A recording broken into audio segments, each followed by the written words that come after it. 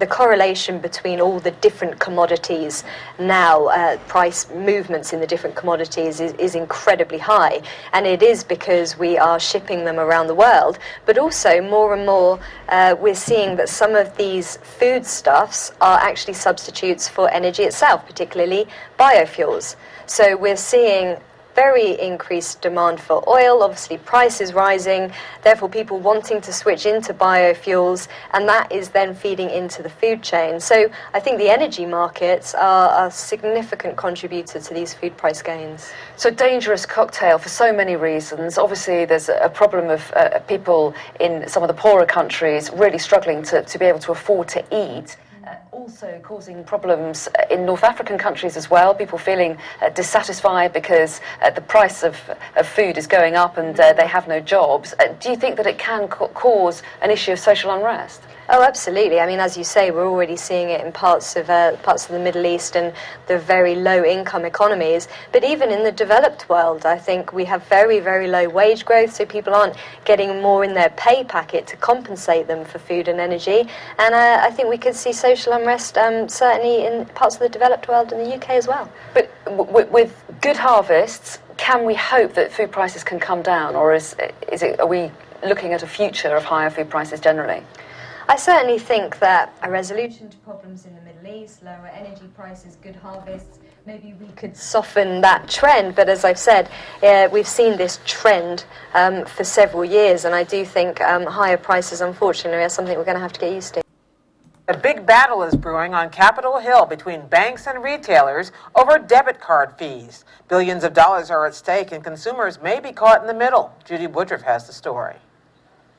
It was one of many elements of the financial regulation and reform law signed last summer that received much less attention at the time. A provision directing the Federal Reserve to cap the so-called swipe fees that banks can charge merchants when customers use their debit cards. The Dodd-Frank bill, as it's known, requires the Federal Reserve to create a reasonable and proportional fee that could be charged.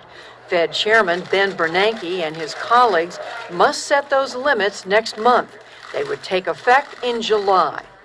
In December, the Fed proposed its plan. It would cap what banks could charge merchants at 12 cents per transaction. That would be a big cut from the average of 44 cents per transaction, which led to a total of $16 billion in debit fees levied in 2009. Under the law, smaller banks with less than $10 billion in assets are already exempted. A fierce lobbying war is now underway on Capitol Hill. Banks are trying to delay or change the regulation, saying they will not be able to meet their costs. But retailers say debit card issuers are earning too much profit. Customers use their debit card to complete nearly 38 billion transactions in 2009. Hello everyone, welcome to Global Government News. Today is Thursday, March 10th, 2011, and I'm Darko. Welcome everyone to this news bulletin. Please visit my website, www.ggnonline.com. That's ggnonline.com. I have a poll up there, and there are 2 days left to vote on it. And how do you feel about the unemployment figures? Right now we have at 89%, the majority of the vote saying we aren't getting the truth. Unemployment is worsening. And then the next is 7% saying not much change. You can subscribe via email and get my videos that way. And post all my videos here. If you go to my YouTube channel, ddarko2012, you can go in there, and I have a lot of playlists of all my videos. And you can also subscribe or add me as a friend.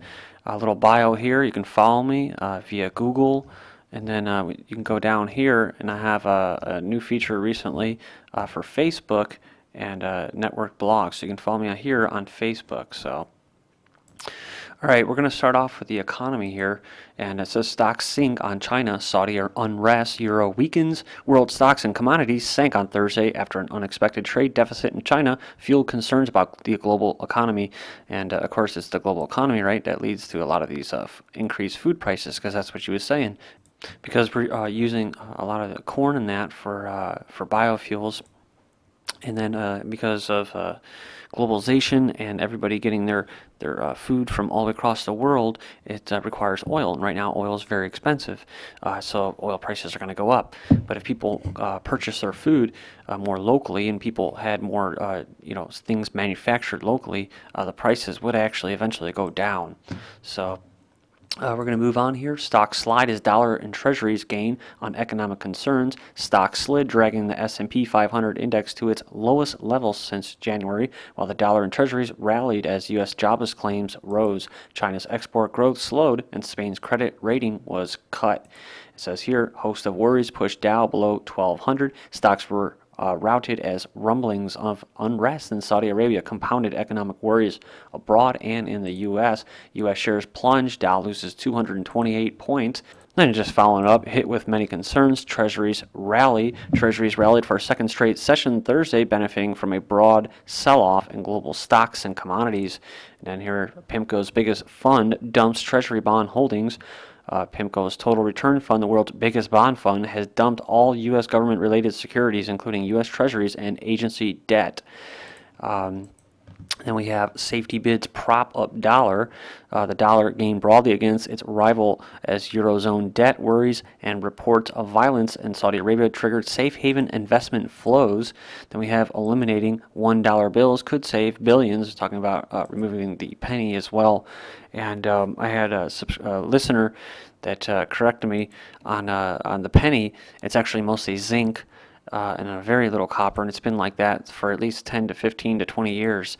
And eventually, the zinc in the penny will be worth more than the penny itself. So, and then moving on to the UK pound, it falls against the dollar after BOE holds key rate at record low. The pound fell most in more than 6 weeks against the dollar as the Bank of England kept interest rates at a record low to safeguard the economy, even with inflation as twice its target. Then we move on to commodities, and there's our chart still climbing and climbing and climbing.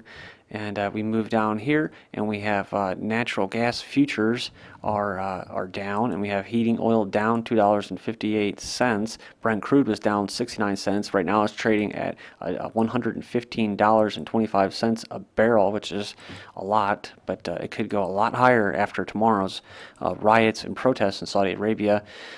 Cocoa was down $82, and the futures also $15. We had coffee was down $14, corn futures down $18, and then we have cotton down $3. Soybeans were up and wheats were down. And moving down here to copper, copper's trading at $419, and it was down $1.50. And moving on to gold, is trading at $1,412 an ounce. It was down $17. And silver was down almost $1. So it's trading silver right now still at record high, $35. We have crude oil. Crude oil trades near 1 week low in New York on European debt concern. Oil pairs losses as Saudi protests heightens worries. Then petrol hits record $1.32 per liter in UK. Petrol price has topped $6 or £6 a gallon, creating a fuel misery for the British people triggered by the Chancellor's money laundering tax plans. AFP, oil prices fall in Eurozone global concerns. Crude oil prices fell from 2-year highs Thursday as traders worried about Eurozone debt after a Spain downgrade and disappointing trade from figures from the U.S. and China. Then we have oil rallies on Saudi news, erasing most of the decline. And this was posted 59 minutes ago, so this is the most recent update for March 10th. Oil traders focus on weak economic reports from the U.S. and China Thursday, while showing they still have a hair trigger mentally when it comes to the events in the Middle East. Where the heck that means. Oil will go up ballistically if unrest shifts to Saudi Arabia, says Mark Faber. And moving on to People's Online, natural gas enters new era of abundance report. And that's right, there's a lot of news going on with natural gas, especially with the fracking that's going on, and it getting into the water supply, and then regulating that and stopping that. And then says that technological advances in the production and transportation of natural gas are raising new opportunities for the fuel, but also challenging traditional ways of doing business in gas markets. And the big winners from natural gas are going to be Iran and Russia, just so you know. They have one of the biggest reserves. High energy prices are Obama's explicit policy goal, Inhofe says. A prominent GOP senator on energy issues accused President Barry Soetoro Thursday morning of having set an, quote, explicit policy goal of making energy prices more costly for Americans. And China likely to buy more copper. Copper has also been at a record high, and I don't think the supply is going to be getting any bigger. So if China makes a big purchase, that means the supply is going to go down and the price is going to go even higher. So you have heat damages, Colombia, coffee raising prices. I don't completely buy that, but hey, right? There's a lot of others speculating in food prices, so we have that going on, along with regular inflation, right? And then you have the weather. So there's 3 strikes right now that are hitting food prices. So it's not just one thing like, you know, the heat down in South America affecting coffee. It says USDA edges up outlook on global grain supply. So this is going to give people, after we just watched that video, talking about commodities and that and how it doesn't look too promising. Here's a little piece to get everybody calmed down. U.S. government forecasters ease concerns over low grain supplies, slightly increasing estimates for global supplies of corn, wheat, and soybeans, while leaving projected domestic supplies mostly unchanged. So what does that mean? It just means a bunch of crap. It's just speculation, and they're just telling the speculators to lower prices. So not very free market or based off any kind of supply and demand. Jobless claims in the U.S. rose 26,000 last week to 397,000. And the BBC AOL cuts 20%, 900 jobs as it integrates the Huffington Post. U.S. internet firm AOL has cut 900 jobs, nearly 20% of its 5,000 strong workforce, as part of a move to, restructure the company in the wake of its purchase of online newspaper, the Huffington Post. Remember what I said? We're not in a recovery, we're in a restructuring. That's what a restructuring is. It's cutting workers, it's making you work more, harder for less and longer. Jobs fall could help interest rates. The first drop in employment in 18 months in Australia suggests official interest rates could remain unchanged for the first couple months. Then we have consumer comfort in U.S. drops to 1 month low on fuel. Consumer confidence fell last week to the lowest level in a month as surging gasoline prices soured Americans' outlook about their finances and the economy. Then we have Kansas City, or a Kansas House panel, endorses pension cuts. A Kansas House committee endorsed a bill Wednesday that would cut future retirement benefits for current teachers. And see, that's so messed up. Current teachers, the people that are working, paying it into it, are not going to get anything. I can see if they cut it off for people after a certain date down the line, but people that are actually working right now that are looking forward to this, are relying on this as a safety net, that's just wrong. And government workers to help solve the long-term funding woes of their pension system. So have Wayne Swan's May budget bigger, nastier than anything Howard did. And it says, sources say May budget toughest since '96, consumers to face rise in medical costs. And it says consumers face a hike in the price of medicines and the loss of some bulk billing for pathology and other diagnostic services as part of a tough May budget.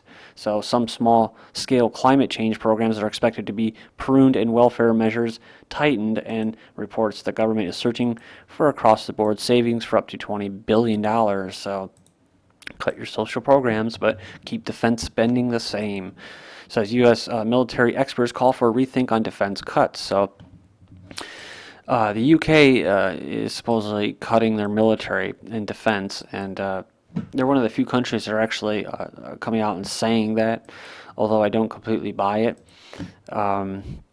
Says here some of the UK's most respected military leaders and experts have signed a letter to David Cameron urging him to reconsider spending cuts on defense in the light recent unrest in Tunisia, Egypt, and Libya. Well, of course, the military-industrial complex. That's who these military experts represent, the military-industrial complex. So defense contractors losing millions of billions of dollars are going to lose a lot of money if they keep these cuts going. So moving on here, next, stopgap bill would cut $6 billion over 3 weeks.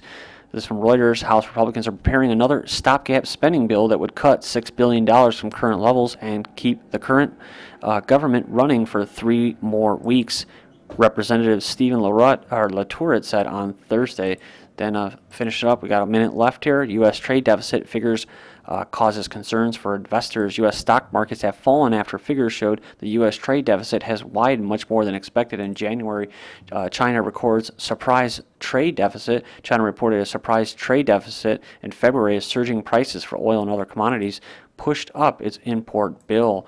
And then lastly, U.S. posts a record $222 billion monthly budget shortfall, facing a record annual fiscal shortfall and congressional impasse over financing. Posted the largest monthly deficit in February, reflecting increased spending. Please join me in part 2. This is GGN, and I'm Darko. Thank you.